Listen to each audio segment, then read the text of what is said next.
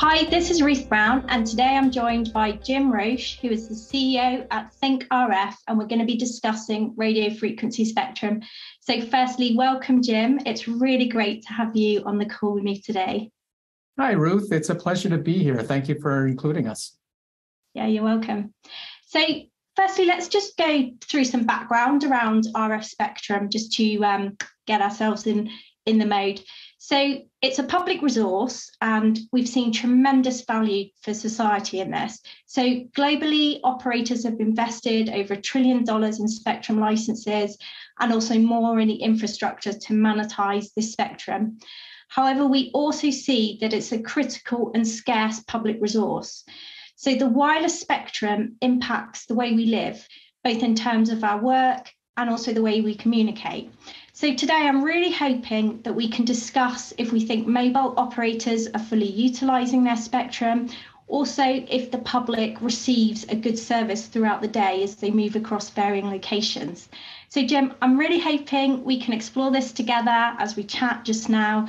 But firstly, I wonder if I can start by asking you about ThinkRF, and in particular, if you can share with me what you do and who your customers are. Sure, yeah, it'd be my pleasure. So ThinkRF is dedicated to exactly this, the problem or the situation that you just described. It's our mission is to analyze what's happening to the RF spectrum and provide the data that we're able to generate from that to users of the spectrum and to those people that benefit from the use of the spectrum. Fantastic. So what do you think the major challenges are in this space for network operators, and what are they facing? Yeah, so as you pointed out, Ruth, over the last few years, operators, the people that run the wireless networks, the companies that run the wireless networks, have spent over $1 trillion in gaining license to spectrum through these. Typically, it differs country to country, but typically it's a spectrum auction process. So after they spent all this money, the next thing they do is they go and invest capital to build the base stations and light up the spectrum so that our cell phones can communicate with the spectrum, or the IoT devices can communicate with the base stations using the spectrum. The thing that we don't have generally is a really good sense of how the spectrum is being used ubiquitously. And what I mean by that is the wireless operators will have pretty good sense of what's happening around the base station, of course, but they don't have a really good sense of what's happening up away from the base station. So you might have experienced, like me, at times where you're maybe driving on a call and the call drops, or you get a really bad quality signal. It's like noisy or very quiet, or problems with the signal of some sort. Why does that happen? Often it's because there's maybe some interference with the spectrum, or perhaps the signal isn't reaching well enough where we happen to be in the moment. It could be due to a geographic anomaly. Could be that a building is creating a shadow to the transmission of a signal. The mobile spectrum operators, like BT, like Bell Canada, we're in Canada, don't have knowledge at an intimate level about what's happening. What they do when they run into a problem area often is they conduct what's called a drive test. So they send out a little van with sometimes one, sometimes two people in it and a bunch of equipment. They go to this troubled area and they monitor what's happening in the spectrum, and they get a snapshot of what's happening in that moment. We thought that was problematic and that there would be value in the market if we could ubiquitously and continuously monitor the spectrum and provide that data to the mobile service operators, as well as to the government organizations, the regulators that license the spectrum, so that both the operators and the regulators have a really good sense of how the spectrum is being used. Fantastic. So do you think the mobile operators already have all the information about what's happening within the spectrum around them? Yeah, they've got a lot of really good information about what's happening, but they don't have all of the information. And what we've heard from our customers, the mobile service operators, is they want more information about how their equipment is providing coverage of the wireless spectrum, but also about how their competitors' equipment is providing that coverage. They want to know if there's interference from unexpected sources, like a microwave that's gone awry, as an example. They want to know if their customers are getting good service. They want to reduce churn. So if I'm driving around in Canada, as an example, and my service provider's network coverage isn't good, and I keep getting dropped signals or dropped calls, I might choose to switch to another operator. So the first operator obviously wants to stop me from doing that. They really want to know if their coverage is providing me as a user the kind of experience that they're trying to provide me. So the data that we're providing to the operators gives them that information. Great. So can you tell me how you see this compared to RF drive testing or perhaps crowdsourcing? Yeah. Oh, crowdsourcing. Yeah, that's a good one. So there are some services out there, very clever approach. What they've done is embedded a little bit of software into various applications on our phones. And with that software, they monitor the signal that the phone is picking up in the moment and provide that information in a crowdsourced manner to the operators. It's really valuable information. The downside of it is it's not real time, and it only provides a slice of information about what's happening, a small portion of the information about what's happening with the spectrum. So that it's valuable, but it has significant negatives from an operator's perspective. Drive testing, going out with a vehicle with expensive equipment and measuring what's happening in the spectrum in a given location, fills the gap, but only does it in that point in time and in that location. It's very expensive as well. So what we're doing is continuously monitoring the spectrum ubiquitously, 24/7.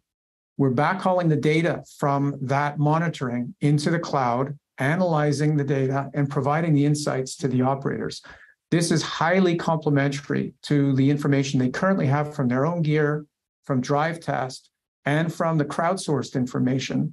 And it's much richer data than you would get from crowdsourced information. It allows them to make changes to their networks in order to provide better service, to maximize their retention, to reduce churn, and to acquire new customers into their networks. So Jim, could you describe SXM to me and give me some details about how it works?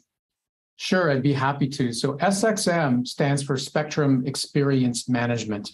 And what we do is we deploy nodes that monitor the spectrum in a geographic area such that they're continuously monitoring 24/7 what's happening in the wireless spectrum across the entire frequency range.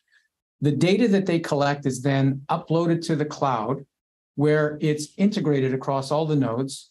We then analyze it to produce insights and provide those insights to mobile service operators or other customers that might be interested in how the spectrum is being used. It operates ubiquitously and continuously and maintains a history of information, so we know what's happening to the spectrum over time as well as at a point in time. Great. So you've mentioned a little bit about SXM and about it monitoring the spectrum on a continuous basis. So is it keeping a record of this, or are you keeping historical data? How is it working? That's a really good question. It does keep historical data. So drive test, as an example, you get a snapshot in that moment. So if there was a problem on Wednesday and you send a vehicle out on Thursday, you can see what was happening on Thursday, but you have no idea what was happening on Wednesday. Our system keeps information throughout time. So we have that historical information. So if there's a problem on the network, the operator can access the historical records and see, oh, look, there was a problem from 10 a.m. to 11 a.m. on Wednesday, and it recurs every week. What might be happening? Well, we can go and investigate that. And more often than not, we will have an insight as to what might be causing that interference or that network droppage, that network outage, due to the historical data that we've collected for that network. And we can compare it to what we're seeing on other networks as well to provide some insight into the spectrum. Great. So how do you think this is helping mobile operators, especially in terms of deploying their base stations?